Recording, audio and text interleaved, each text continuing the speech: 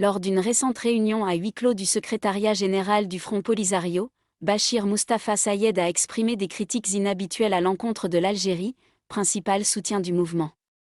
Il a notamment reproché à Alger son refus d'accroître l'aide militaire, alors que le Polisario est engagé, depuis novembre 2020, dans un conflit armé contre le Maroc.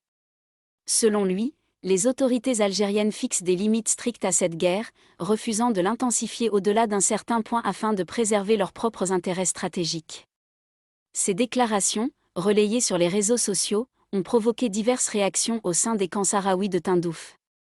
Certains cadres et militants du Polisario y voient une critique fondée, traduisant une frustration croissante face aux restrictions imposées par Alger.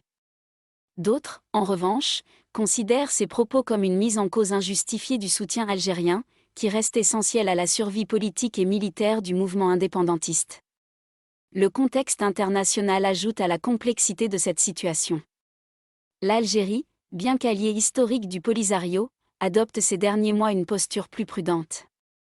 Plusieurs éléments expliquent cette réserve: les évolutions politiques aux États-Unis, le regain d'intérêt international pour la question sahraoui, mais aussi les considérations internes d'Alger. Le président Abdelmadjid Tebboune a récemment reconnu que, bien que des demandes d'armement aient été formulées par les dirigeants du Polisario, son gouvernement préfère temporiser, évitant ainsi d'aggraver les tensions régionales. Cette prise de distance relative de l'Algérie met en lumière les limites de l'engagement algérien dans ce conflit et soulève des interrogations sur l'avenir du soutien militaire et diplomatique accordé au Polisario.